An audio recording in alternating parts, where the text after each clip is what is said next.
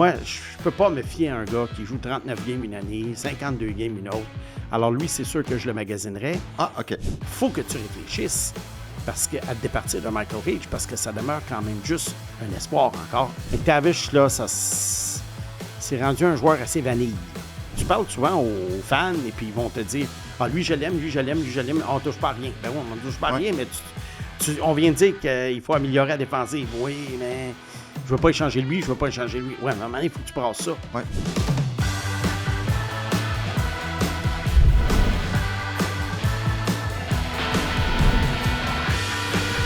Saison 1, épisode 39. Yes. Il reste aujourd'hui, puis il en reste un autre au repêchage. Simon Snake-Boisvert, bonjour. Salut Mathias. Pierre-Alexandre Girard, bonjour. Salut les gars, ça va bien? Ça va très bien, Ça va très bien, super Pat. bien, merci. J'aimerais vous dire que l'épisode d'aujourd'hui est une présentation de Mise au jeu plus qui vous rappelle de jouer responsablement. Et aussi, comme annoncé au dernier épisode, vous allez participer au Festipod, un épisode spécial entre la poire et le serpent, qui aura lieu jeudi le 17 septembre à 17h45 à la salle Atmosphère de l'espace Saint-Denis. Les billets sont disponibles au festipod.ca. Ils n'ont pas changé le nom? Pas à ma connaissance. Non, entre le fromage et Mathias, c'était quand même... Oui, ça n'aurait pas payé ça, oui. Ou Mathias et le fromage. Oui. J'espère qu'il n'y a pas de caméra qui en dessous de ta table. Là, on C'est verrait que tu es suggestif. déjà en mode vacances, en short. Papag est en short. Comme dans le temps de la pandémie, hein? La Écoute, chemise, la ouais. cravate, les C'est ça. bobettes. T'as déjà vécu ça, Mathias? J'ai à la déjà radio? vécu ça avec des bobettes jaunes. Oui, en effet. Écoute, j'avais les réflexions en venant ici. Tu sais, il y a des gens qui nous disaient souvent... Tu sais, c'est le fun, le Canadien, tu sais, c'est la 3e année qu'on fait le balado, là, que ce soit si on accumule où Oui. on était. Oui. Puis les gens nous disaient souvent, vous allez faire quoi quand le Canadien va être rendu bon? Tu sais, il y a moins d'espoir, il y a moins de... Le repêchage devient moins important. Puis on arrive en 2026 à une semaine du repêchage. Puis cet épisode-ci, là, je vous le dis, là, on a comme trop de sujets pour parler de tout. Ben oui. Parce que le Canadien pourrait changer son choix, pourrait repêcher, pourrait échanger Age Juzarovski. Il y a 1000 possibilités. Qu'est-ce que Toronto va faire avec le premier choix? Qu'est-ce qu'Ottawa va faire avec le 9e? Vont-ils échanger? Fait que, regarde, on est là pour rester. Je sais pas si Age pourrait être échangé. Hein? Ben là, c'est ça que je veux te... Ouais.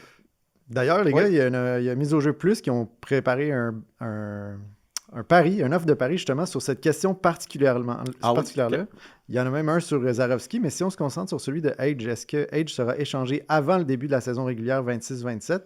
Alors pour le oui, il y a une cote de 6,5 et le non de 1,7. Donc on présume qu'il ne sera pas échangé. Ça doit être 1,07. 1,07 à fait, Et effectivement. mon Dieu. Pas grand argent à faire en disant non, mais en disant oui peut-être. Regarde, je ne sais pas, mais on va analyser ça justement. Ça faisait partie des sujets. Fait que la réponse dans quelques instants. Ben, tu sais que j'aime ça, moi, le jouer avec toi, Oui? jouer au DG. Et là, repêchage vendredi soir. D'ailleurs, on va être en clavardage à la presse. Moi, j'aime pas ça parce que ça me met dans le trouble là, de jouer au DG du Ouais. Canadien, mais en tout cas, c'est pas grave. Mais c'est le fun. Je vais avoir 6-8 semaines de vacances. Bon. Là, pour Repêchage vendredi soir. Ouais. Et là, le téléphone se fait aller tout bas, tout côté, partout. Canadien est actif, on le sait. Veulent un attaquant top 6, peut-être. On va voir ce qu'ils vont faire avec les joueurs autonomes après. Là, on enregistre, on est lundi, vendredi soir, premier tour du repêchage. Ouais. Comme je te dis, on est ensemble. Oui, c'est important de le dire parce qu'il y en a qui me demandent où est-ce qu'on va être. Ouais. On va être ensemble, mais on va être virtuel dans le sens qu'on va faire le clavardage comme à chaque année. Mathias qui fait ça depuis, je pense, 15-20 ans. Par écrit. Alors, ceux qui veulent suivre le repêchage, vous regardez ça à la télévision. Puis, vous avez votre téléphone, laptop, puis vous pouvez faire des commentaires, poser des questions. On en reçoit beaucoup, fait qu'on essaie de répondre à ce qu'on peut. Et lundi prochain, on enregistre pour mardi le 30 l'épisode qui va être dédié entièrement à la récapitulation du repêchage, les surprises, et également les choix du Canadien. On va tous les analyser en profondeur. Oui. Bien, maintenant, je te pose la question, puis je fais l'exercice parce que je sais que tu es un adepte des reconstructions. Oui. Tu es un adepte des choix, repêchage et des espoirs, mais tu es aussi sensible à la question de la construction d'équipe et d'achever une reconstruction. Ben Fait que oui. c'est pas comme dans tes poules de hockey dans le temps. D'ailleurs, je ne sais Non. pas si tu as vu l'extrait avec Jean-Thomas Jobin. Non, Quand tu lui as échangé McKinnon, là, ouais, c'est... il y a un extrait. Ah ouais, il y a un extrait. En tout cas, Mais c'était-tu dans son J'aurais show, pas quoi? dû t'en parler. C'était-tu dans C'est son Mathias Brunet rencontre. show? OK. Ouais. Ouais, parce que je voulais l'écouter, celui avec Ouais, JT. t'es mieux de pas l'écouter. Non, je vais l'écouter. Non, on s'entend bien, JT. Fait que, tu sais, c'est pas une éternelle Ouais. reconstruction. Et là, Non. le Canadien arrive au point où Frank Aridas a amassé quand même beaucoup d'actifs, a le 28e choix au total, a encore 2 espoirs de qualité en Edge et Zarovski, a Bryce Pickford, même s'il se fait opérer à l'épaule, semble avoir une valeur. Ouais. Tu fais quoi? Est-ce que tu gardes tout ça, toi, ou Ouais. Non, moi, je te l'ai dit, là, ça va être dur de nommer des noms parce qu'on ne sait pas exactement qui est disponible, mais on peut y aller avec une philosophie d'ensemble. Un petit peu comme si j'étais, je ne sais pas, Jeff Gordon, puis que je disais à Kent Hughes, voici mon plan de match, Ouais. exécute-le au mieux que tu peux. Allons-y sans nom, mais on peut facilement dire... On va y aller à peu près là. Bon.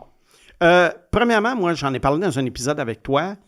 Moi, j'ai rien contre les défenseurs actuels du CH. Si on les prend individuellement, ils ont tous une utilité, puis c'est pas des mauvais joueurs du tout. Fait qu'il n'est pas question de nous couper au derrière de personne. Cependant, moi, je pense que le mix doit être changé. Tu sais, dans une brigade défensive idéale, tu vas avoir peut-être un joueur qui transporte la rondelle, qui est mieux, 20-25 minutes par match. Le Canadien l'a, en Lane Hudson. Tu vas avoir un joueur, souvent, qui va être un petit peu plus dans les deux sens de la patinoire, mais qui fait quand même un peu le travail de peut-être unité de jeu de puissance numéro 2 et qui transporte la rondelle. Ils l'ont, Noah Dobson. Et Madison. Ouais, et c'est là peut-être qu'il y a peut-être un dédoublement de ce côté-là. Ça, moi, c'est mon opinion. Madison, défensivement, je trouve qu'il y a quand même... Ça laisse à désirer par bout. Puis, comme je t'ai dit, c'est une question de peut-être changer tout ce mix-là. Alex Carrier, je le déteste pas, mais là, ça en fait un autre. Tu sais, qui est plus offensif, qui est un petit défenseur à bas de 6 pieds, ou à peu près. On l'avait dit aussi, tu sais, le problème aussi, c'est Goulet, que ça a été moins bien, ça aurait aidé. Oui. Puis, oublie pas que la Caroline avait 3 défenseurs de 6 pieds moins. Oui, je le sais. Mais à un moment donné, il faut quand même... Je le sais qu'il faut se fier au club qui gagne, il faut... Mais à un moment donné, c'est pas tellement la grandeur, moi, je trouve, ou le poids. C'est est-ce que ces gars-là sont agressifs? Est-ce qu'ils sont durs? Tu sais, Noah Dobson, c'est un colosse. Mais on peut pas dire que c'est le joueur le plus agressif. Mais là, dans le plan, là, dans la semaine, dans ta semaine, là, ça, c'est un... Cette solution-là se trouve en échangeant un choix ou un espoir. Là, parce qu'il faut que tu penses à ton attaquant. Là, Connor Murphy a signé à Edmonton aujourd'hui. Je trouve que le contrat est long, un peu, 5 ans, mais je comprends pourquoi ils font ça. Ils font ça pour réduire le montant annuel, qui est à 4 millions. C'est beaucoup rendu à cet âge-là pour un Connor Murphy. Moi, ça aurait été une cible pour le Canadien, mais on voit que les agents libres, ça coûte cher. Regarde Jason Dickinson. Jason Dickinson. Bon, est-ce que, juste une parenthèse, est-ce que les joueurs de 4e trio à 4 millions, c'est devenu la norme? Ou est-ce que, finalement, cette équipe-là s'est fait rouler dans la farine par l'agent? Ben, Stan Bowman, là, il a tout le temps été généreux. Là. Oui, Kent Hughes, il négocie un petit peu plus serré, je trouve. Fait que là, moi, je regarderais ça en ce moment, puis je me dirais, comment est-ce que je peux améliorer? Moi, Goulet, c'est sûr que j'aime ce qu'il apporte à l'équipe quand il est en santé, puis je trouve qu'il peut faire partie d'un mix idéal, parce que c'est un gars quand même qui patine, qui est robuste, qui est bon défensivement, qui n'est pas nécessairement un grand défenseur offensif, mais ça, c'est pas grave. Cependant, mon gros problème avec Goulet, c'est les blessures. Moi, je ne peux pas me fier à un gars qui joue 39 games une année, 52 games une autre. Alors lui, c'est sûr que je le magasinerais. Ah, OK. Je le magasinerais pour voir qu'est-ce que je peux avoir, soit individuellement pour lui ou soit en retour de quelqu'un d'autre. Alors ça pourrait être quelqu'un en raison uniquement des blessures. Sinon, il ferait faire partie du mix. Moi, Jaden Struble, j'essaierais d'avoir comment dirais-je, un upgrade. Là, j'essaierais d'améliorer un peu cette chaise-là. OK? Il n'est pas mauvais, mais pour moi, c'est plus un 7 ou un 8 qu'un 6. Alors, lui, peut-être je le garderais, mais en espérant trouver quelqu'un pour prendre sa place de façon régulière. Parce que Goulet a quand même une valeur. Oui, exactement. Il y a une valeur. Bon, entre Carrier et Matheson, comme je t'ai dit, pour l'amour du mix, il y en a un des deux qui part pour moi. Là, il s'agit de savoir qui. Je sais que Matheson a un plus long contrat. Carrier, son contrat finit cette année. Il devient plus un joueur de location. Je pense pas que ça va arriver, Simon. Non. Mais c'est toi. Non, parce que moi, je te dis, tu peux pas revenir avec cette brigade défensive-là intacte puis dire, on va gagner la Coupe Stanley. Okay.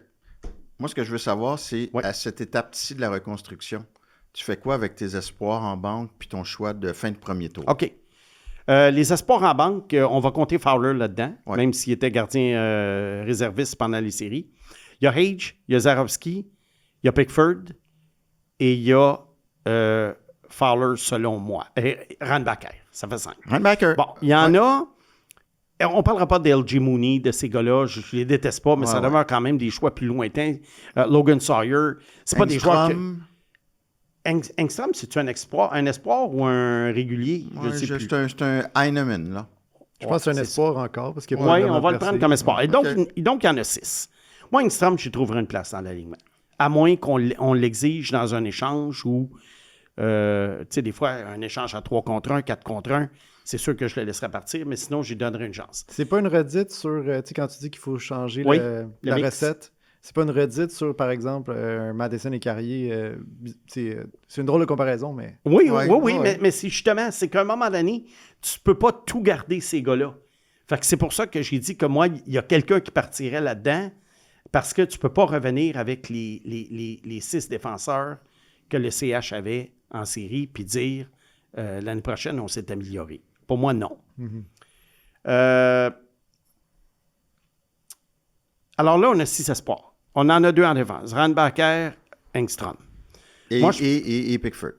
Et Pickford. Bryce Pickford, moi,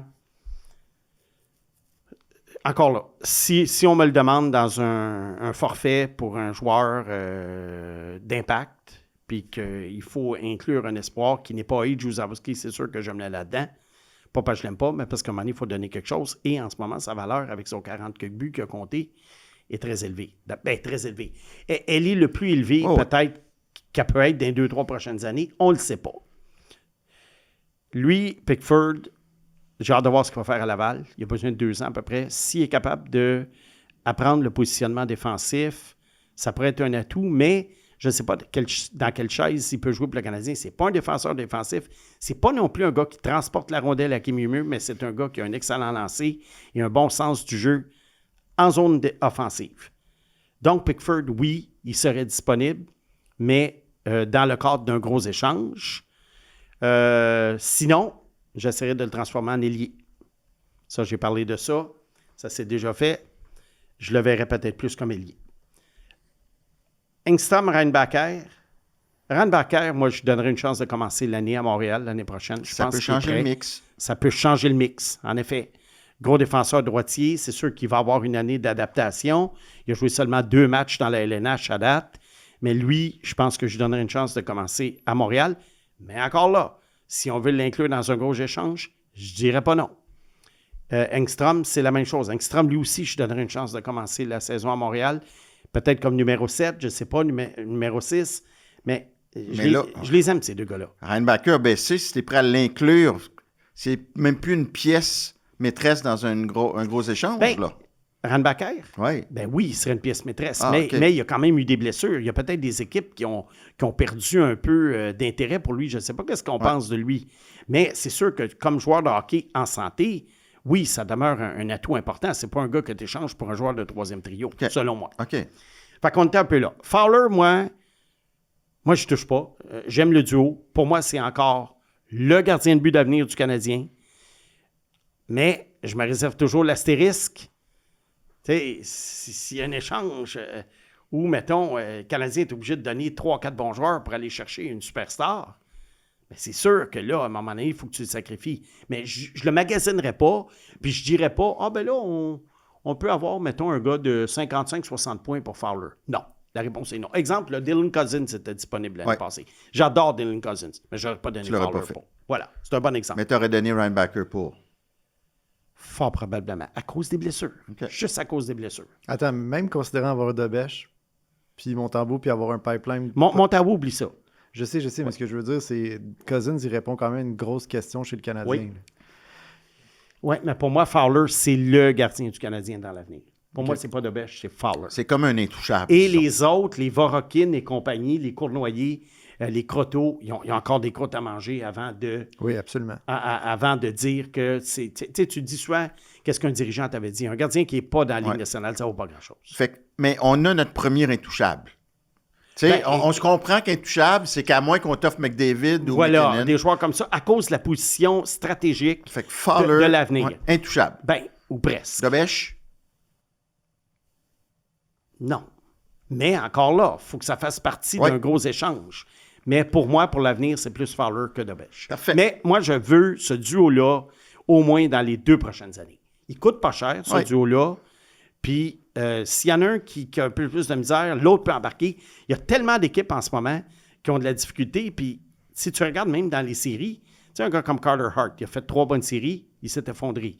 Anderson, bon, il n'avait pas été bien mis à l'épreuve, mais il a eu de la misère après ça en finale. Scott Wedgwood, il a eu 2 bonnes séries, il a eu de la misère ça te prend 2 gardiens. 84 matchs l'an prochain, plus les séries. Tu peux jouer 100 matchs par année. Moi, j'en veux 2 que je mets devant le filet et que je suis confiant. Fait qu'on s'entend là c'est quand même le statu quo en défense puis devant le filet par rapport à donner quelque chose, là. Tu sais, pour avoir la question, elle revient, l'attaquant top 6. Ouais. Là, tu as ton attaquant top 6 qui peut compter 25-35 buts, 60-70 points. Qu'est-ce que tu es prêt à donner pour ça? Puis là, on ne donne pas... Mais tu sais, si quelqu'un, je ne sais pas moi, si quelqu'un t'appelle, une équipe t'appelle, puis qu'ils sont prêts à te donner, je ne sais pas moi, un solide défenseur défensif, peut-être qui a 32 ans, puis qui a peut-être 2 ans de contrat encore. Le Canadien est quand même dans une fenêtre. Moi, je n'hésiterais pas, mais ce que je donnerais... À 32 ans? Oui, mais une fenêtre, tu sais, c'est un peu comme un Vincent Trocheck. Parce que Parayko a 32 ans. Oui, mais il ne faudrait pas, moi, faudrait que le retour soit plutôt minime, là. Moi, je te dis, mettons, c'est comme Vincent Trocheck. Vincent Trocheck, c'est une affaire à court terme. Robert Thomas, c'est un truc à long terme. Alors, le joueur à court terme, tu donnes moins. Je ne donnerais pas Randbacker pour aller chercher Parayko. Mais tu ne l'auras pas. Non, c'est ça. Mais des fois, il y en a peut-être des défenseurs plus défensifs qui peuvent être disponibles de la part de certaines équipes et qui n'ont pas des contrats à tout casser. Fait que ça, il faut que tu explores la liste, mais il n'y en a pas énormément parce que les clubs les gardent. Okay.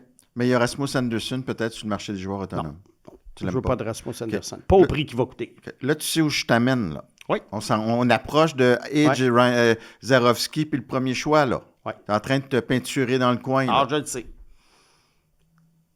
Fais quoi? Et Zarovski. Oui. Y en a-tu un que tu veux pas échanger? Ben, en raison du fait qu'il peut jouer au centre, je préfère garder Michael Hage, même si Zarovski est extrêmement habile. Hage est également 1 an en avance sur Zarovski.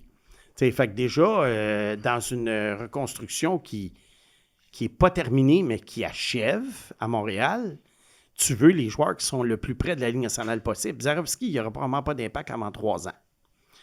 Michael Hage, peut-être 2 ans. 1 an d'adaptation. Puis après ça, sa 2e année, ça pourrait prendre son envol. Et surtout, il peut jouer au centre. Mais, et c'est là le gros mais, si on t'offre un joueur de centre de 25-26 ans à un club, mettons, tu sais, on prend l'exemple, on va en parler tout à l'heure, Brady Tkachuk, là, qui a été échangé à Ottawa. C'est pas un joueur de centre, mais il y en a pas moins que c'est un joueur pas très vieux, que l'équipe était prête à laisser aller en raison de d'autres circonstances. Il y en a toujours des joueurs comme ça. Il y a eu Quinn Hughes l'année passée. Là, à ce moment-là, il faut que tu réfléchisses à départir de Michael Hage parce que ça demeure quand même juste un espoir encore.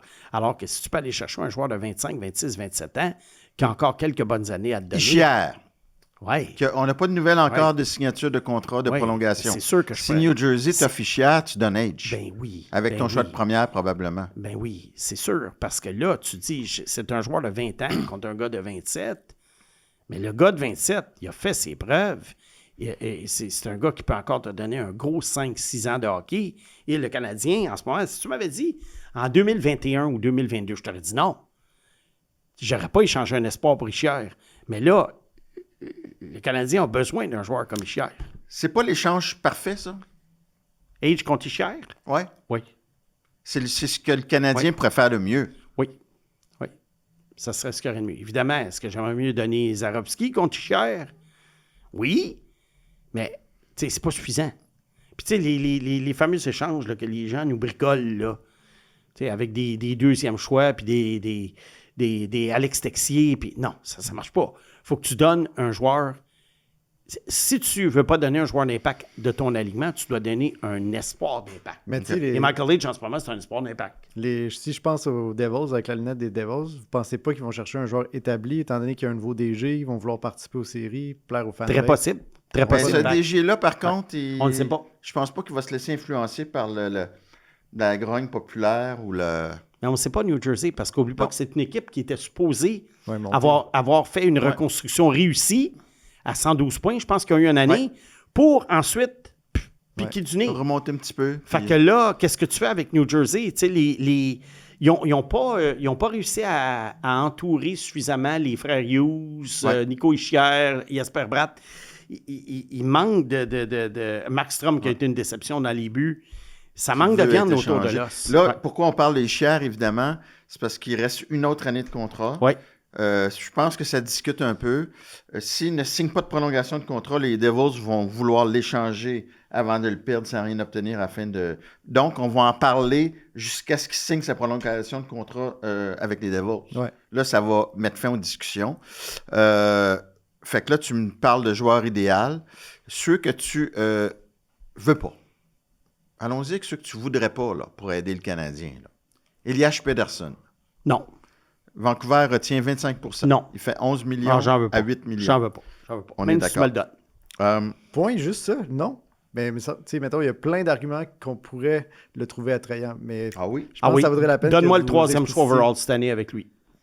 Là, je vais le prendre, le carrément. contrat. Même avec 25% de... Non, non, mais ouais. c'est parce qu'à 8 millions, pourquoi 5 ans encore? 6 ans? 6 ans.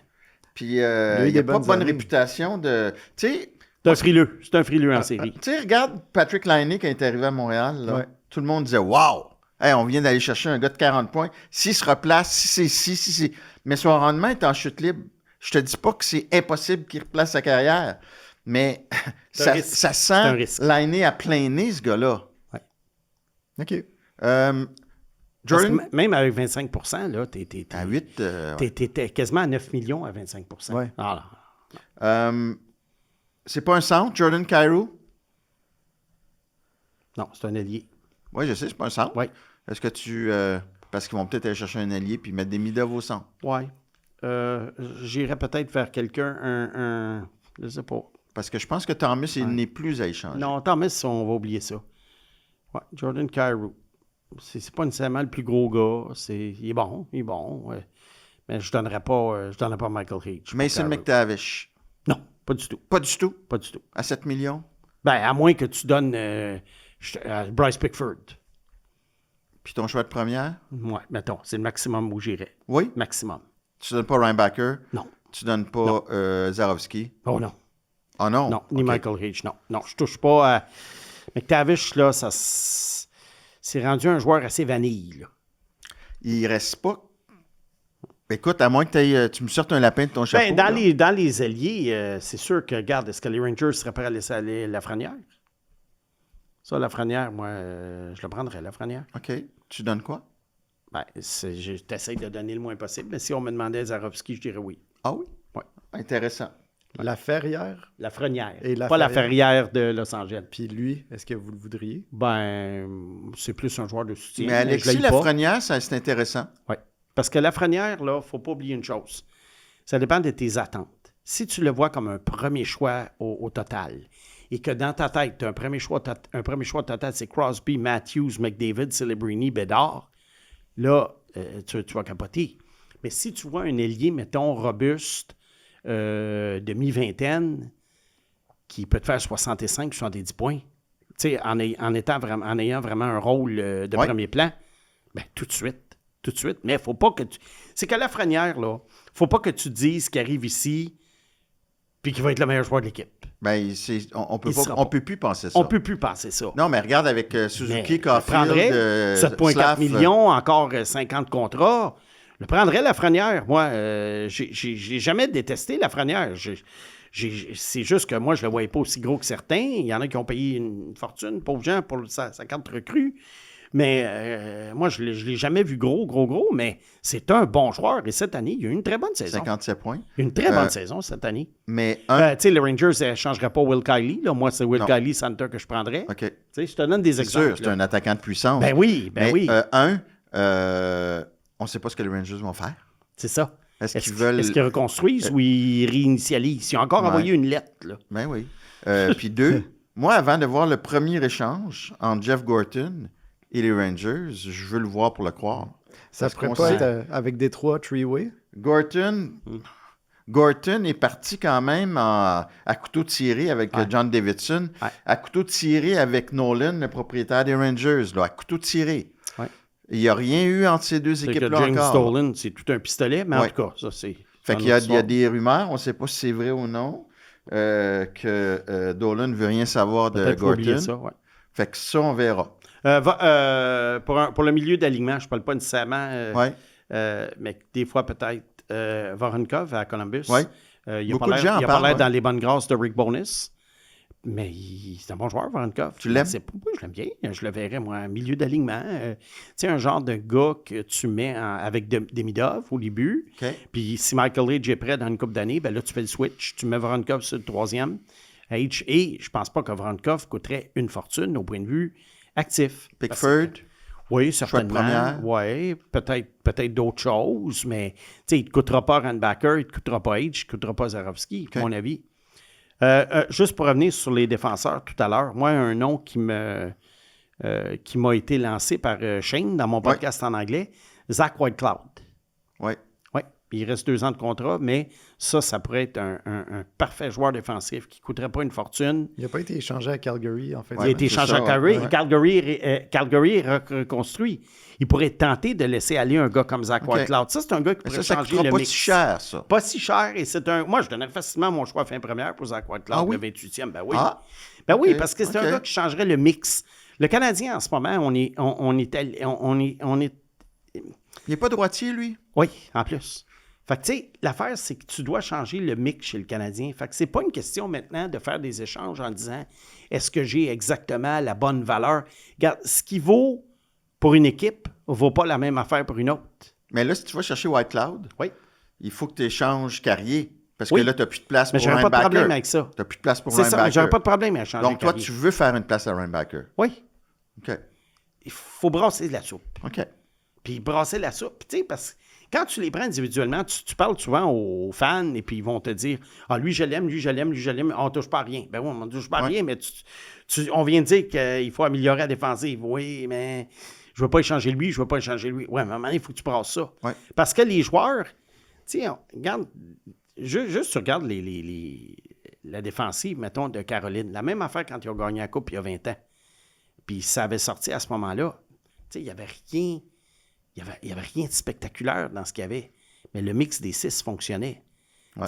Puis d'ailleurs, il y a quelqu'un qui en a parlé dans les questions. Les questions Bonnie aux auditeurs. Ouais. Il y a quelqu'un qui en a parlé, justement, puis qui a dit que on gardera ça pour l'épisode Bonnie, mais il a dit, à part Makar et puis... Hudson, sûrement. Non, dans les équipes qui ont gagné la Coupe Stanley dans les 12-13 dernières années, beaucoup d'équipes n'avaient pas le fameux défenseur offensif explosif. C'est ça. OK. Fait que c'est correct que le Canadien l'ait, c'est pas ça que je dis. Mais ce que je veux dire, c'est que ça renforce le fait que une brigade défensive, c'est un tout.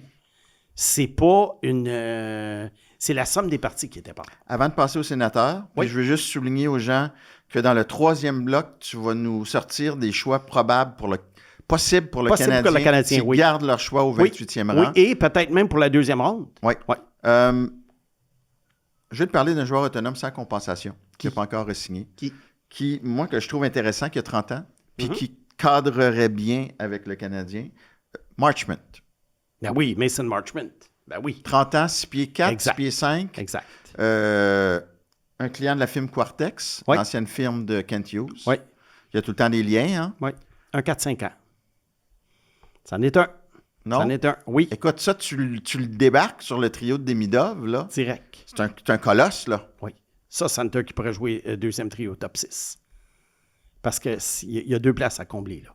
Puis les 2 places, je sais que c'est le fun de rêver à Hage et Zarovski, Mais il en demeure pas moins que Hage, Zarovski, Demidov, Slav, Caulfield, puis Suzuki, peut-être que justement, c'est pas le mix parfait. Ouais. C'est parfait pour la saison régulière, c'est parfait pour le jeu de puissance, c'est parfait pour le 3 contre 3, le 6 contre 5 quand on enlève le gardien.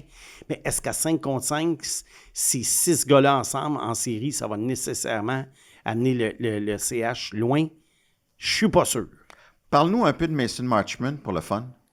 Ben, Mason Marchment, c'est comme tu dis, c'est le prototype idéal parce que c'est un gars qui est fort, c'est un gars qui gagne, c'est un gars qui est capable de marquer des buts, puis surtout, il est capable de faire donner beaucoup d'espace sur la glace aux autres joueurs, tout en étant capable de compléter des jeux. Fait que c'est quand même une commodité très intéressante, un joueur comme ça. Et c'est pour ça que dans les échanges, il a quand même été en demande. Fait que moi, c'est surtout ça. C'est un gars qui fait de la place. Puis toi, je le sais qu'avec les joueurs, ben, il y a 30 ans, ça fait qu'il n'est Oui. pas si vieux, mais avec ce type de joueur autonome-là, là, tu fais attention à ton portefeuille. Oui. Tu es prêt à aller jusqu'à combien par année pour 4 ans? Ben, regarde, là, on dirait que la tendance, elle est, parce que, regarde, c'est quand même 31 là, qu'il va avoir cet été. Ouais. Je viens de consulter ça. La tendance, elle est quand même à donner un an de plus ou deux pour minimiser l'impact sur le salaire. Mais moi, je serais prêt à donner un petit peu plus pour moins de temps. Je vais te dire pourquoi. Le Canadien, contrairement à la majorité des autres équipes, a cadenassé pratiquement tous ses joueurs d'impact à des prix raisonnables avec le plafond qui monte. Fait que moi, Mason, s'il me demande, je ne sais pas moi, tu sais, il y en a qui vont dire, on va donner 5 ans, 30 millions, ça va faire 6 millions, on va baisser. Non, moi, je vais te donner ton 30 millions, on va le faire sur 4 ans. Okay. Exemple, 4 fois 7,5. Fait que ça me coûte un petit peu plus cher, mais je ne suis pas pogné dans 4 ans avec un contrat qui risque de me coûter cher. Puis à ce moment-là, dans 4 ans, exemple, le deuxième contrat de Michael Hage sera renouvelé. Okay. Puis là, tu n'as plus Marchment sur ta Ouais. liste de paie.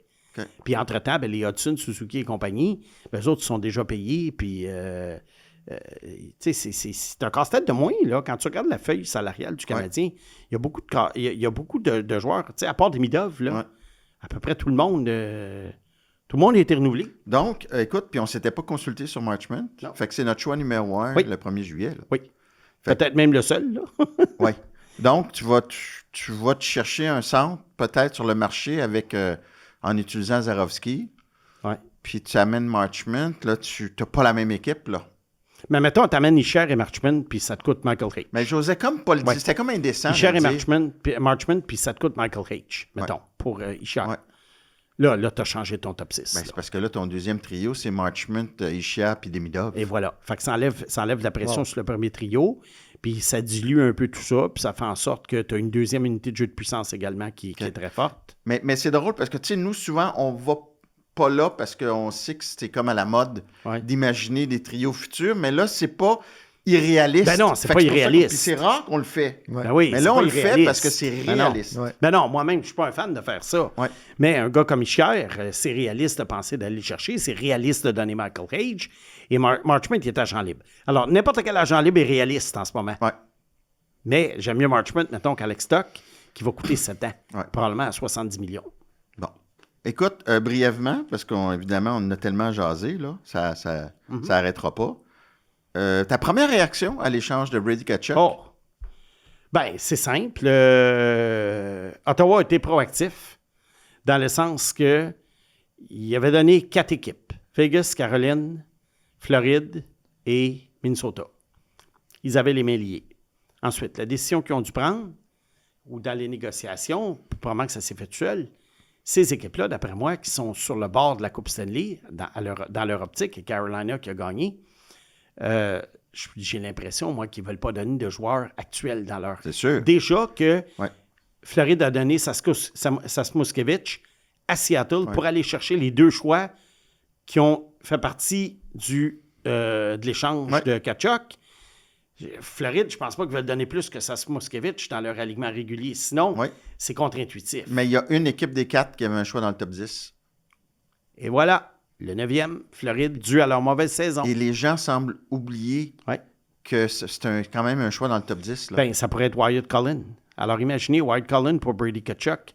Il y a un choix en 2029, protégé top 10, qui devient 2030. En 2030, le Floride, là, Who knows?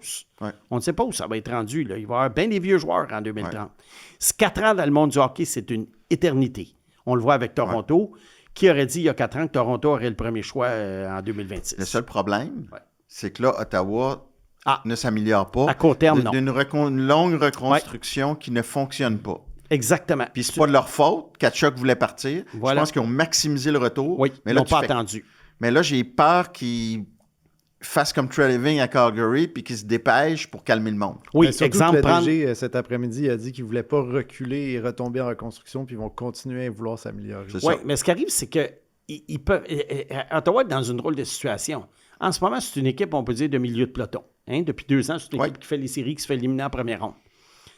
Reconstruire, c'est pas vraiment une option parce que tu as quand même, tu sais, les Stützle, Batterson, Chabot, Sanderson et compagnie sont dans leur... Cousins sont dans leur... à leur apogée. À leur apogée. Alors, tu peux pas reconstruire. Mais comment tu peux t'améliorer? Comme tu dis, Pag, est-ce que s'améliorer, ça veut dire échanger le 9e choix pour un joueur? Alors, à ce moment-là, ouais, OK, correct, mais il est mieux d'être bon, le joueur. Parce que c'est sûr qu'Ottawa recule en ce moment. Et si tu regardes la qualité des équipes dans l'Est, Ottawa, en ce moment, ne fait pas les séries sur papier. Sur papier, en ce moment. Est-ce que Toronto peut transiger avec Ottawa? Ben, ils l'ont déjà fait. Pour le 9e au total, puis Matthew Nice. Mais Toronto veut aussi participer aux séries. Ouais. Sans Nice. Ouais, moi Matthew Nice a de l'air à se faire magasiner. Moi, j'y crois de moins en moins. À moins que j'ai vu quelque chose passer en fin de semaine. Ouais. Il semblerait que Matthew Nice, ses statistiques avancées ne sont pas fameuses. Et moi, je prends toujours ça avec un grain de sel, mais je regarde quand même ça du coin de l'œil. Je ne suis pas un maniaque de statistiques avancées, mais je ne suis pas non plus contre, parce que des fois, ça confirme ce que l'œil voit. Et John Chaika, un gars de statistiques avancées, peut-être regarde ça et se dit, ben Matthew Nice, finalement, il n'est pas si bon que ça. On va profiter du fait que les équipes voient en lui l'ailier de puissance suprême de 23 ans, qui compte des buts, qui est robuste. Peut-être qu'il va essayer de le monnayer, mais je pense que Matthew Nice va coûter extrêmement cher. On a vu un exemple avec la supposée transaction qui discutait avec le Canadien. Matthew Nice, c'est un choix de première. Oui, c'est ce qu'on disait. Ouais, ça coûte cher. Mais un 9e au total, si t'es Ottawa, tu le fais. Avec d'autres choses, oui. Est-ce que je le fais si je suis Ottawa, le 9e au total? J'attends que sur ta liste, voir si Wyatt Cullen est là. Exactement. T'aimes-tu mieux Wyatt Cullen que Michael H? Oui. Oui? Oui. Okay. Puis, mais l'idée, c'est qu'en Nice, Cullen, il y a quand même quelques années de différence. Fait que c'est sûr que tu reportes ça. Encore là, ça n'aide pas Ottawa tout de suite. Nice à Ottawa, il prend la place de Tkachuk. Mais tu comprends que en ce moment, Ottawa est placé dans une situation de réaction. Et quand tu es dans une situation de réaction, c'est toujours dangereux. Je reviens encore à Calgary avec Matthew Tkachuk. On a réagi parce qu'il faut combler un trou. Ouais. Fait que là, Ottawa est pressé. C'est pas les meilleurs échanges. C'est très possible que il y a des gens qui vont écouter le balado dans 3-4 jours, puis qu'Ottawa va avoir réagi au moment d'écouter notre discussion. Ouais. Bon, parfait. Ben écoute, ça met fin au premier bloc bien joué. Je vous rappelle qu'il y a toujours 2 façons de suivre les contenus de KO Sport, soit en s'abonnant au ko-sport.tv. Vous avez droit à différentes primeurs, des offres spéciales, des rencontres avec les animateurs de la station. Sinon, vous pouvez toujours nous suivre sur YouTube. Alors, abonnez-vous à notre chaîne. À bientôt. Alors, deuxième bloc, avant notre troisième bloc, évidemment, où tu vas nous parler des cibles pour le Canadien. Exactement. C'est le serpent en liberté. Oui, des petites choses cette semaine. Je voulais... il y avait 3 personnes qui ont écrit des commentaires, puis je voulais un petit peu réagir à ça. On a un certain Kevin qui dit que je sous-estime les travailleurs acharnés sur la glace et, par exemple, Lane Hutson. Ben, Lane Hutson, moi, ce n'est pas ça que je sous-estimais chez lui. C'était pas son travail acharné, c'était plus son physique qui, habituellement, dans l'histoire du hockey, ne fonctionnait pas dans la position dans laquelle il jouait.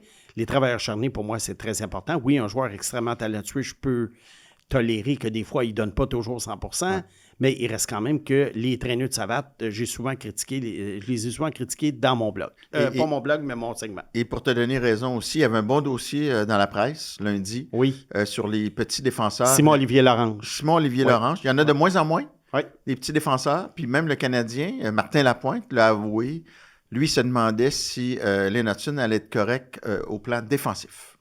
Voilà. Fait que j'étais pas le seul. J'étais pas tout seul. Il est quand même sorti 62e. Ensuite de ça, il y a quelque chose de bien intéressant qu'un certain Kenny a... Tu sais, des fois, moi, je dis des choses dans le podcast, puis je sors du studio, puis je me dis, je ne sais pas si je l'ai bien verbalisé. Je ne sais pas s'il n'a pas manqué quelque chose, parce que des fois, les gens ne comprennent pas, mais moi, je ne suis pas du genre à dire « Ah, ils n'ont pas compris, ils sont niaiseux ». Non, c'est peut-être moi qui n'ai pas clarifié certaines choses. Puis Kenny, je trouve ça intéressant. Tu sais, je parle souvent repêcher du talent, puis les joueurs de soutien, on peut aller les chercher plus tard. Et il y en a qui disent « Ouais, mais tu sais, un Matthew Nice, il faut que tu le repêches, parce que sinon, il coûte cher à un moment donné. » Oui, c'est tout vrai ça, puis je l'ai dit, c'est parce que les probabilités que ces gars-là deviennent ce qu'ils sont devenus à l'âge de 17 ans, ils sont plus minces, donc plus difficiles à dénicher. Et ce que Kenny nous dit, lui, et il résume très bien ma pensée, il dit, quand tu repêches un joueur défensif, c'est un gars qui a une seule corde à son arc. Tandis que les joueurs offensifs, quand tu les repêches, souvent, ils peuvent devenir un bon joueur de soutien. Et si tu regardes la majorité des joueurs de soutien dans la Ligue nationale, c'était des super joueurs dans le junior. C'est très rare qu'un joueur défensif dans le junior devienne un joueur défensif dans la Ligue nationale. Par contre, il y a des joueurs dans le junior, tu vois leur profil à l'attaque. Oui, ils produisent, mais tu dis, je ne sais pas si ça va se transposer dans la LNH. Et par conséquent, je vois en lui un joueur de soutien. Maxime Lapierre est peut-être l'exception qui confirme la règle. C'est un joueur défensif dans les rangs juniors, puis c'est devenu un bon joueur défensif. C'est vrai, mais encore là, l'exception confirme la règle. Fait que merci Kenny de la précision. Et il termine en disant « Nombreux sont les joueurs offensifs lors du repêchage qui deviennent des joueurs de profondeur, mais les joueurs défensifs deviennent souvent des joueurs défensifs ou rien du tout. » Et c'est souvent rien du tout. Le prof de français va juste le corriger parce que c'est une erreur qui revient souvent, les joueurs de profondeur, qui est un anglicisme, depth player. C'est un joueur de soutien. Joueur de soutien, exactement. Le contrat de Jason Dickinson, 5 ans, 4 millions, je l'ai souligné tout à l'heure. Ça a l'air que c'est rendu la norme pour les joueurs de quatrième trio décents. Ben, tu vois, Pag est un visionnaire, un avant-gardiste. Avec Jake Evans à 2 points. Il voulait donner ça à Jake. Excusez, les joueurs de quatrième trio, je parlais de centre de deuxième trio à ce moment-là. Je ne savais juste pas encore. C'est fou. Hein? Mais on se comprend. Mais Dickinson, je l'adore, là. Je trouve que c'est un joueur vraiment utile, là, dans un bas de formation. C'est un bon joueur. Les mises au jeu, il est robuste, il est bon défensivement. Ah oui, mais 4 millions, c'est beaucoup. C'est beaucoup. Il y a JF Bastien qui veut communiquer avec moi en privé pour me soumettre une idée de projet. Alors moi, je suggère à JF d'écrire à Cause Sport. Okay. Il y a des gens ici qui prennent des messages qui vont me le relayer. C'est arrivé, hein? Toi aussi, tu as reçu des messages. Alors, écris à Cause Sport et dis-leur de quoi ça retourne et puis je retournerai ton message. On est dans les questions avant les questions, là, ma foi. Non, on est plutôt dans le... Regarde, c'est le millimélo? C'est le dernier show de l'année où je fais un serpent en liberté parce que la semaine prochaine, on ne parle que d'analyse repêchage. Alors moi, je finis ça là. Je n'avais pas grand-chose à dire. C'est parce que c'est surtout dans le troisième bloc que je vais parler de ce que j'aime beaucoup, c'est-à-dire les joueurs de fin première ronde, deuxième ronde, les cartes cachées. Parfait. Alors, on termine le deuxième bloc avec le dernier espoir de la semaine, le dernier espoir du passé. Et j'ai choisi Gilbert Perreault. Pourquoi j'ai choisi Gilbert Perreault? Parce que le repêchage, pour la petite histoire, a commencé en 1963. Sauf que on peut dire que le repêchage moderne, entre guillemets, a vraiment commencé en 1970. Pourquoi? De 63 à 69, c'était beaucoup plus un repêchage qui était régional. En 68 et 69, par exemple, le Canadien avait les 2 premiers choix dans le but de choisir 2 joueurs francophones. Les Bruins de Boston aussi avaient des règlements par rapport aux joueurs qu'ils choisissaient. Donc, on peut dire que le vrai repêchage universel, tel qu'on le connaît, c'est en 70. Et le premier choix de ce repêchage-là a été Gilbert Perreault. Qu'est-ce qui est arrivé à ce moment-là? Moi, je n'ai pas vu Gilbert Perreault jouer junior parce que je n'avais que 2-3 ans lorsqu'il jouait pour le Canadien junior. Et le Canadien junior de Montréal, à l'époque, jouait dans la Ligue de l'Ontario. Oui. Hein? Marcel Dionne aussi jouait pour Sainte-Catherine, je crois, dans la Ligue de l'Ontario. Guy Lafleur, lui, était à Québec, dans la Ligue junior majeure du Québec, qui en était à ses premiers balbutiements. Pourquoi je parle de Gilbert Perreault sans l'avoir vu? Parce que mon défunt père, qui allait au junior, qui est allé au junior à peu près, en tout cas pendant des années, André Boisvert, c'est drôle c'est parce ça. que cet après-midi, je faisais le texte parce que la presse va présenter le Mathias Brunet rencontre avec Simon Boisvert cette semaine. Ouais. Puis je faisais le texte, puis ça me rappelle des trucs quand tu allais avec ton père André. Exactement. Très jeune, à 8 ans. Oui, j'ai commencé en 74 avec lui, mais tu vois, en 68, 69, 70, mon père y allait encore. Et puis, mais j'étais trop petit pour qu'il m'amène. Ouais. Puis, lui, Gilbert Perreault, à ce moment-là, il m'en a parlé par après, quand j'avais à peu près 8, 9, 10 ans. Puis, il me disait, je comprends pas que Gilbert Perreault n'ait pas les statistiques d'un Guy Lafleur. Les 130 points, les 135 points. Pour lui, c'était le meilleur joueur junior qu'il avait jamais vu, puis il avait commencé à regarder le junior dans les années 40, en personne, je te dis. Wow. Lui, Gilbert Perreault, il trouvait ses feintes absolument incroyables, il trouvait que il y avait tout, il y avait le physique, puis il s'est dit, comment ça se fait que Perreault ne produit pas plus que ça? On va parler de la production de Perreault qui a quand même été excellente, mais c'est juste pour faire un préambule sur comment certaines personnes voyaient Perreault. Fait que la pomme n'est pas tombée loin du pommier, là. Ah, mon père, André, là, c'était joueurs... le pré-Snake. Ah oui, là-dessus, lui un joueur qui maniait la rondelle avec habileté. Un joueur qui avait des mains pour lui. Il n'allait pas chercher de bière. C'était le premier critère pour lui. Et c'est resté le premier critère pour moi. Ah oui. Puis pas à dire, souvent, les enfants ont contredit nos parents, mais dans ce cas-ci, je ne sais pas. On voyait les choses de la même façon. Écoute, j'invite les gens qui ne l'auraient pas vu, l'entrevue Mathias Brunet rencontre avec toi, la deuxième, qui n'a toujours pas été battue. On est à 25 000 juste sur YouTube. Tu es quand même loin devant Michel Lacroix à 19 000. Qui était très bon, Michel Lacroix. On ne peut pas mesurer la qualité très bon, Michel par Lacroix. les chiffres, mais je veux bon. juste te dire que ça a été très populaire. Puis ça permet aux gens de savoir un peu plus qui tu es. Oui, puis ben moi, ça regarde, pour ceux qui sont intéressés, vu que tu restes là-dedans, au 98.5, le vendredi soir 3 juillet, qui pour moi est à peu près ma dernière journée de travail dans le hockey, là, avant le mi-août, là. J'ai besoin d'un petit break là, parce que je suis fatigué. Éric Oziel, de 8h à 9h, de 20h à 21h, va me recevoir pendant 1 heure. Et ça va être un peu comme Mathias Brunet raconte, mais peut-être parler d'autres choses. Hockey, cinéma, des trucs comme ça. Fait que ceux qui sont intéressés, 3 juillet, ça va certainement être mis sur le site web dans les archives. Qu'est-ce que je voulais dire là-dessus? On vient à Gilbert Perreault. Oui. Gilbert Perreault, le premier repêchage a été particulier parce qu'à l'époque, il y avait 12 équipes dans la Ligue nationale. On venait d'avoir l'expansion. Et on a rajouté 2 équipes, les Sabres de Buffalo, les Canucks de Vancouver, en passant, qui n'ont pas encore gagné de Coupe Stanley en 56 ans. Ils sont pas proches de gagner non plus. Oh, non plus. Ben, Buffalo, quand même pas pire, mais je pas ne pense Vancouver. pas qu'il soit... Non, pas Vancouver. Et là, il n'y avait pas de loterie, mais quand tu as 2 équipes comme ça, comment déterminer qui de Buffalo ou Vancouver va avoir le premier choix? Parce qu'on avait décidé de donner les 2 premiers choix aux 2 clubs d'expansion, ce que je trouve fair. Et il y avait des bons candidats cette année-là, mais Gilbert Perreault était vraiment une coche au-dessus de tout le monde. Alors, on a décidé, ça n'a pas été un pile ou face, ça n'a pas été un tirage, c'est une roue. Tu sais, un peu comme on voit dans les fêtes foraines ou dans des Wheel of Fortune, en tout cas les shows Price is Right. C'est une roue qu'on fait tourner, et comme au casino. Et là, la roue est tombée. Je pense que la vidéo est sur YouTube. C'est Buffalo qui a gagné. Est-ce que le choix numéro 2, c'est celui que je pense? Oui. C'est un DG un qui DG. a pas été... Un DG, c'est ça. Dale Talon. Dale Talon, qui est un gars de Rouyn-Noranda qui a été choisi 2e, qui était le meilleur défenseur au pays à l'époque, chez les jeunes. Il a eu une bonne carrière d'une dizaine d'années, mais on peut dire que ça n'a pas été... il a été bon, mais il n'a pas été un joueur étoile. Et Perreault, lui, avait 121 points sa dernière saison avec le Canadien junior.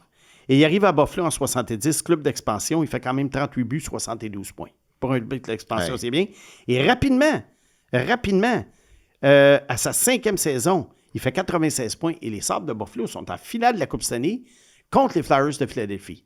Et ce qu'il y avait de particulier, c'est qu'entre 1971 et 1980, je crois, ou 79, Perrault a formé un trio avec René Robert et Richard Martin qu'on appelait la French Connection.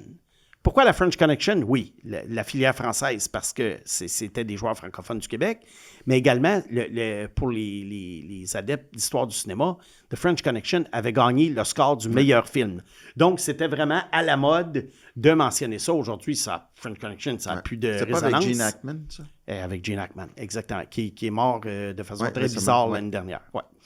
Alors, ils ont été 7 ans ensemble. C'est long, 7 ans pour un trio être ensemble.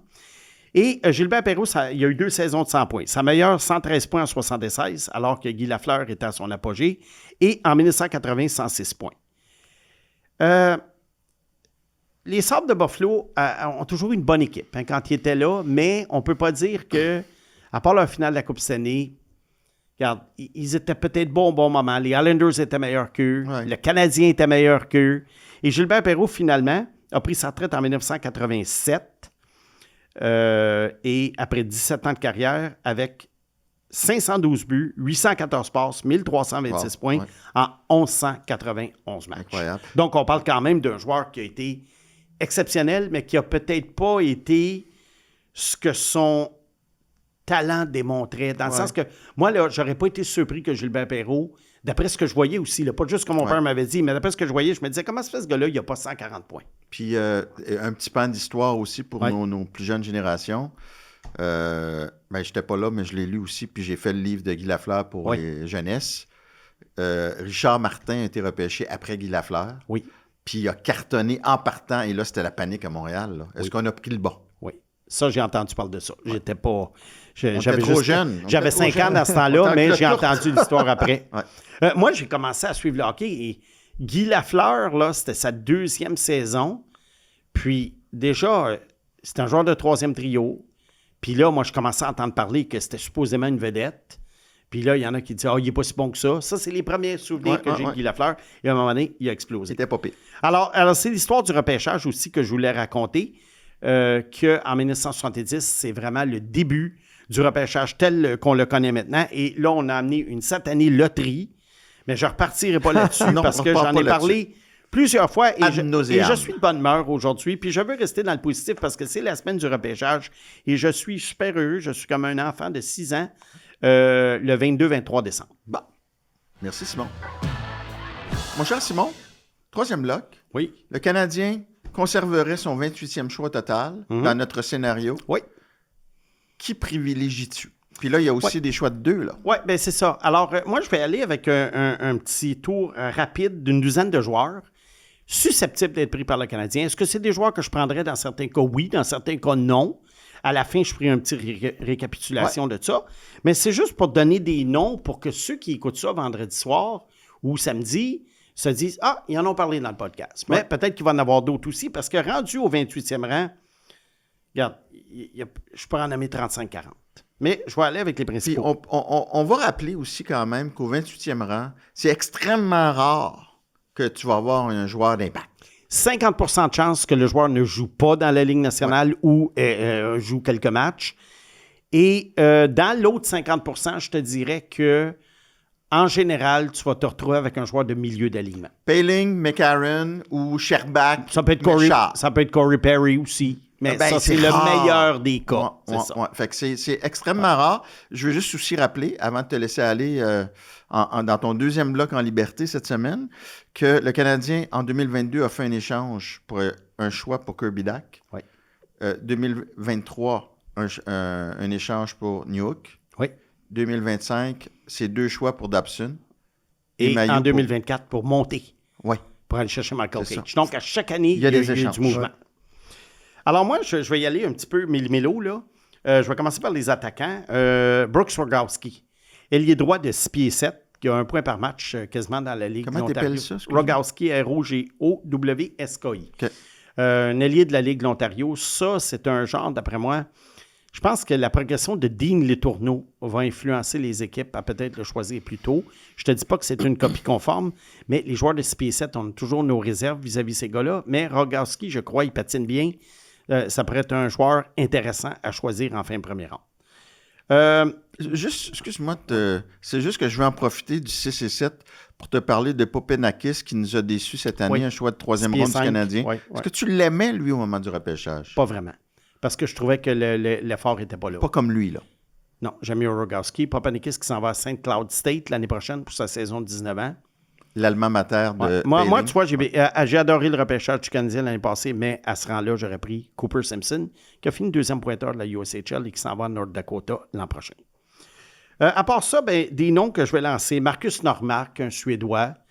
C'est un gars qui est extrêmement talentueux, mais encore là, la raison pour laquelle il pourrait être disponible, c'est le niveau d'effort n'est pas toujours là. Ryan Rubrek, ça, on en a parlé une couple de fois, un gars qui était étiqueté un centre de l'Ontario, grand format, qui a marqué 43 buts à sa saison l'année d'avant, sa saison de 17 ans. Et là, cette année, la production a baissé et Rubrek, le problème, c'est que par bout, il est éclatant et pendant de longues périodes, on ne le voit pas. Est-ce qu'au 28e rang, ça pourrait valoir la peine? Tu sais, ça serait quand même à peu près le joueur le plus talentueux qui resterait là. Est-ce que, d'après moi, ça va être un Brad Lambert? Je pense pas. Donc, ça vaudrait peut-être la peine au moins de l'interviewer puis essayer de savoir qu'est-ce qui s'est passé cette année. Pourquoi on ne le voyait pas alors que l'année passée, on le voyait top 100? Je veux quand même t'orienter quelque part. Oui. N'oublie jamais aussi que le Canadien, ça fait partie de ses critères essentiels. Voilà. Es-tu un bon étudiant? Ah. Ouais. Es-tu capable de recevoir les enseignements de Martin Saint-Louis, d'Adam Nicholas? Est-ce que tu absorbes l'information puis tu es capable de l'appliquer? Voilà. Fait que dans tes choix, essaie de garder ça en tête. Oui, mais ça, comme je te dis, je ne connais pas les joueurs personnellement. Je ne les ai pas interviewés. Mais c'est parce que quand tu me dis qu'ils sont un peu paresseux... Oui, ça, c'est pas bon. Un ailier norvégien, Niklas Aram Olsen, bon patin, bon lancer. Il a joué en Suède cette année, alors dans un calibre supérieur à celui de la Norvège. Je ne déteste pas. Dans les défenseurs ici que j'ai, Tommy Bleal de Halifax, meilleur défenseur au pays cette année dans le junior. Je pense qu'en fin de première ronde, ça pourrait être intéressant. Bon défenseur offensif, capable de jouer défensivement. Est-ce que il y a Xavier Villeneuve? Est-ce que le Canadien prendrait un Xavier Villeneuve? C'est un peu un doublon là, de Lane Hudson. Je ne sais pas si... ça peut te donner une valeur marchande. Par contre, Villeneuve, c'était sa 3e saison cette année à Boisbriand. Il a été blessé, mais il n'a pas eu la saison du siècle. Ça va à Boston University l'année prochaine. On verra ce qui arrivera dans son Il a parlé à Lane Hudson, d'ailleurs. C'est ce que je lisais dans l'article de Guillaume Lefrançois, parce que dans le dossier de Simon Olivier, Guillaume parle à Xavier Villeneuve, puis il a jasé avec Hudson pour demander conseil, puis Hudson a dit « Va-t'en, Bio ». Voilà. Et Biou qui vient jouer à Burlington l'année prochaine au mois d'octobre. Ah. Alors, tu peux être sûr que je vais être là cette fin de semaine-là. On en reparlera dans le podcast au mois de septembre. Parfait. Un autre défenseur, Juho Piparainen, un Finlandais, un gars très compétitif qui fait une bonne première passe, mais c'est pas lui qu'on doit prendre dans des poules de hockey. Mais ça pourrait être une bonne valeur. Dans les joueurs intrigants, Jackson Cover, qui joue pour les Knights de London. Qu'est-ce qu'il y a d'intéressant? C'est un gars qui est né aux îles Caïmans. Et il était un joueur émérite de roller hockey et ça ne fait que 5 ans qu'il joue au hockey sur glace. Et il a bien joué à London cette année, dans sa saison de 17 ans. Les Knights de London qui développent bien. Ça pourrait être un joueur intéressant en fin première ou en 2e. C'est pas Alex Burrows qui a été repêché comme ça? C'est qui déjà qui a une histoire qui a été repêché comme étant un bon joueur de roller hockey? Enfin. Ça me dit quelque chose, mais je m'en souviens pas. Il faudrait que tu cherches ça, Pac. Cover très bon défensivement, évidemment. OK, c'est beau. J'essaie de t'aider, Pag. Casey Mutron, 6 pieds 3, joueur du programme national américain. Lui, il brasse la cage. Il y en a au moins un du programme de développement cette année, parce que ça a de la fête de ce côté-là. Il n'y en a pas beaucoup. Il n'y en a pas beaucoup d'intéressants cette année. Mais Mutron pourrait en être un. Ben, c'est White Cullen, moi, je pense, le meilleur. Évidemment. Mutron, ça peut être intéressant pour un 3e trio. Peut-être pas des grandes statistiques offensives dans la LNH éventuellement, mais je pense qu'il va faire un joueur de la LNH. Mais au 28e rang, on parle de ces gars-là. Un autre, Gleb Pukachev. Gleb Pukachev, qui pourrait partir avant le 28e rang, un ailier droit de 6 pieds 3. Encore là, lui, c'est bing-bang, rentre dedans.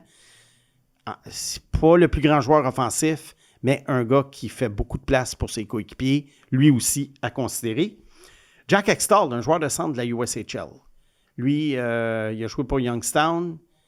J'aime bien Jack Hextall. Je pense que c'est le centre de troisième trio idéal dans l'NNH, dans le sens que il va être capable de remplir toutes les missions possibles et va être capable de faire un certain nombre de points, comment on pourrait dire, pas raisonnable, mais acceptable pour un joueur de troisième trio. Parce que là, le Canadien a son choix de fin de première encore pour l'instant, Oui. puis un choix de fin de deuxième. Mais on donne une idée un petit peu Non, mais aux juste pour auditeurs. situer les gens. Hein. C'est ça, on donne une idée aux auditeurs, le genre de joueur qui peut s'offrir aux Canadiens. Mais Jack Extall ne sera probablement pas disponible en fin de deuxième tour? Non. C'est ça. Non, c'est ça. C'est ça que je voulais dire. C'est ça.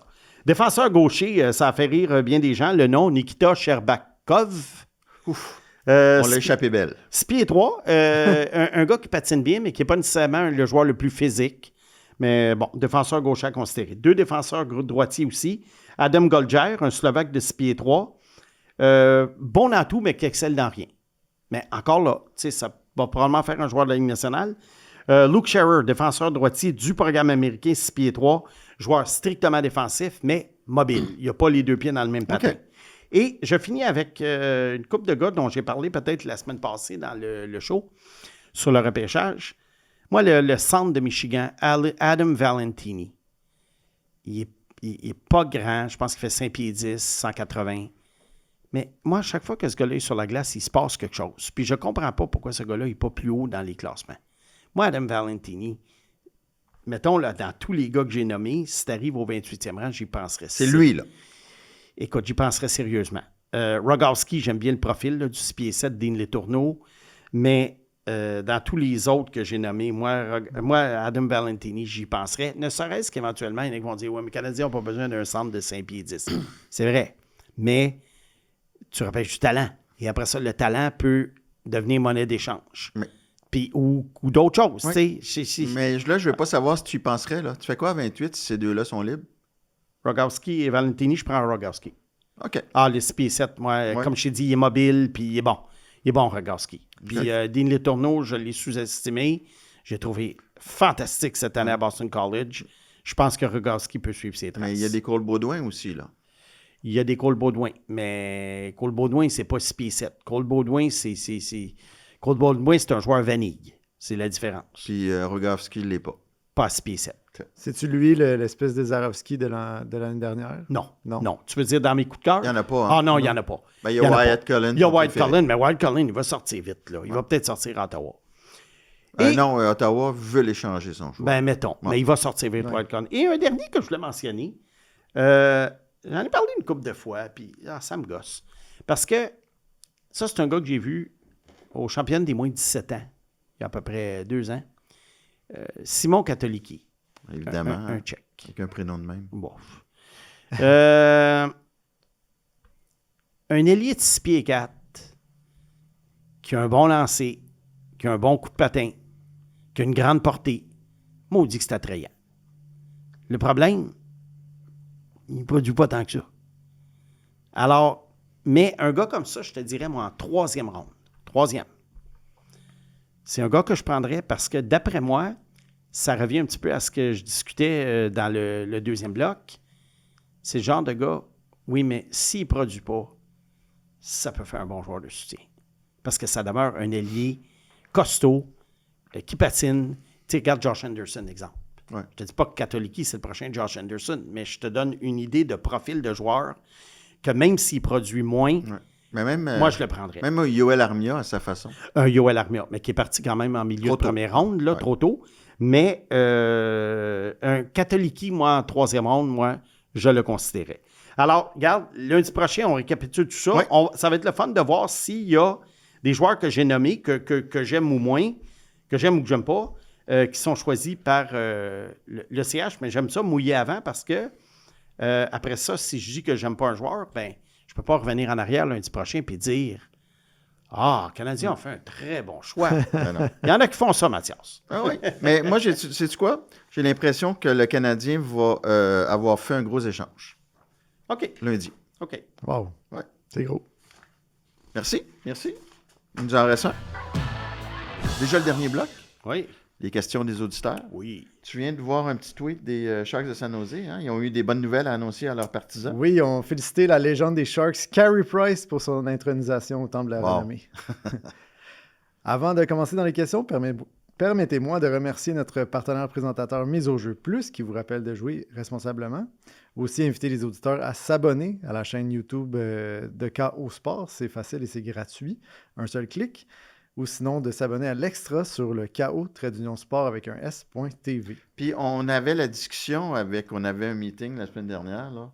Puis, tu sais, pour faciliter les choses aussi, faites juste KO Sport. Googlez KO Sport, Ben oui. vous allez tomber dessus, c'est facile, là. Parce que je le sais qu'il y a des tirets, il y a le sport avec un S. Faites juste KO Sport, vous allez tomber direct dessus. Exact. On débute avec François Gendron. Salut Snake, j'ai fait un petit travail. J'ai pris la production offensive des meilleurs espoirs de 2026 et fait une règle de 3 pour déterminer leur équivalence LNH. McKenna est premier, suivi de Marcus Rock, Klepov, Stenberg, Liam Rock, Hulbert et Malhotra. Les recruteurs considèrent-ils ce type de statistiques pour tenter de prédire la production offensive d'un joueur tout en tenant compte de ses qualités transposables dans la LNH? Oui, les statistiques sont importantes dans le sens que c'est sûr qu'un joueur, mettons, dans une saison complète, si dans le junior, à 17 ans, il va marquer 23 buts, bien, tu ne peux pas t'attendre à ce que dans la Ligue nationale, il en marque 50. Cependant, les fameuses équivalences LNH, il y a eu beaucoup de statistiques comme ça qui sont sorties dans les dernières années, des modèles. Je ne sais pas jusqu'à quel point ça peut prédire qu'est-ce qu'un joueur va faire dans 5 ans ou dans 7 ans. Parce que tu vas dire, mettons, s'il y a 42 points en 38 matchs dans la NCAA à 18 ans, bien, ça veut dire qu'à 19 dans la LNH, il va en faire 20. Oui, OK, mais qu'est-ce qui va arriver quand il va avoir 26 ans? Dépendant avec qui il joue, il est sur le jeu de puissance. Donc, la seule façon où les statistiques importent, c'est que c'est sûr qu'un joueur qui ne cartonne pas beaucoup dans le junior, statistiquement, il ne cartonnera pas beaucoup dans la Ligue nationale, statistiquement, même s'il y a d'autres qualités. Robert Drouin. Est-ce que Michael Age a moins de valeur d'échange parce qu'il n'a pas de contrat avec le CH? Il pourrait refuser de signer un contrat avec une nouvelle équipe et attendre son autonomie après 4 ans dans la NCAA. Oui, c'est une question intéressante. Bon point. C'est intéressant, Robert, d'avoir pensé à ça. Alors, on suppose que le Michael Age a été échangé par le Canadien, je ne sais pas, moi, Vancouver. À Vancouver. Puis il ne veut pas y aller. Ouais. Alors, lui, écoute, c'est très simple. Déjà, il s'en va en 3e année. Qu'est-ce que c'est une année de plus C'est ça. pour aller à l'équipe de son choix? Est-ce que ça baisse la valeur d'échange? Quand même. Peut-être, hein? Ouais. Peut-être ça peut baisser, Parce mais, que oui, mais à ce moment-là, est-ce que Vancouver aurait ou une autre équipe aurait le droit d'aller parler à Age au moment de... Oui, mais il ne signerait pas pour autant parce qu'il veut faire une autre année, tu sais. Oui, voilà. Alors, regarde, c'est quand même intéressant. C'est un point qui n'est jamais abordé Bravo, Robert. quand on parle d'échanger Michael Age, possiblement. Nicolas. Snake, il est parfois difficile d'établir un top 10 ou top 20 pour un repêchage et d'expliquer les écarts entre les joueurs. 2 joueurs peuvent se retrouver à une position de différence, mais être loin en termes de qualité de joueur. Est-ce qu'un classement avec une note en pourcentage pourrait aider? Ainsi, un choix numéro 2 d'une année avec une note de 85% pourrait être mieux comparé à un choix numéro 2 de l'année précédente à 92%. Oui, Nicolas, tu as entièrement raison. Les choix numéro 2, numéro 3, numéro 5, numéro 7 d'une année à l'autre ne se ressemblent pas nécessairement. Non. Les choix numéro 22, oui. Les choix numéro 46, oui. Mais les choix numéro 2, numéro 3, non. La question, par contre, qui est très arbitraire, c'est quoi une note de 85%? C'est quoi une note de 92%? Ouais. C'est extrêmement arbitraire. Il n'y a pas rien. Tu sais, tu peux donner ça à 5 observateurs de hockey qui vont avoir des faits devant eux, puis qui vont dire, mettons, regarde, je retourne en 2022. Logan Cooley, comme 3e choix. Tu lui donnes quoi? Il y en a qui vont dire 82, il y en a qui vont dire 88, il y en a qui vont dire 90. C'est difficile à... C'est très subjectif. Mais cependant, tu peux regarder, oui, c'est vrai que lorsque tu compares d'une année à l'autre les choix, tu peux faire ça, mais encore là, il y a une autre chose. Le gars qui est choisi numéro 3 ne sera pas nécessairement le 3e meilleur joueur du repêchage quand tu refais le repêchage 10 ans plus tard. Fait que, regarde, moi, il n'y a rien que je trouve plus drôle lorsque on compare, mettons, des choix numéro 1 d'une année à l'autre, mais 50% du temps, le choix numéro 1, il n'est pas le meilleur joueur du repêchage. Fait que tu me parles de 2012. Oui, mais Neil Yakupov. Oui, mais Neil Yakupov, il n'est pas devenu le meilleur joueur du repêchage. Fait que pourquoi tu ne me parles pas de celui qui l'est devenu, probablement Vasilevski ou Forsberg? Fait que, regarde, je comprends ton point de vue, Mais je pense que ça serait trop difficile à être... c'est trop arbitraire. Et j'adore la dernière question. Ah. Joe Hammond demande « Est-ce que Pierre-Luc Dubois pourrait être une bonne cible pour le deuxième trio du CH l'an prochain? » J'ai une réponse. Oui. Ça va être ceux qui, nos abonnés, qui resteront avec nous, qui passent sur KO Sport. Cloc, cloc, cloc. Ceux qui sont déjà abonnés, ben, on est là.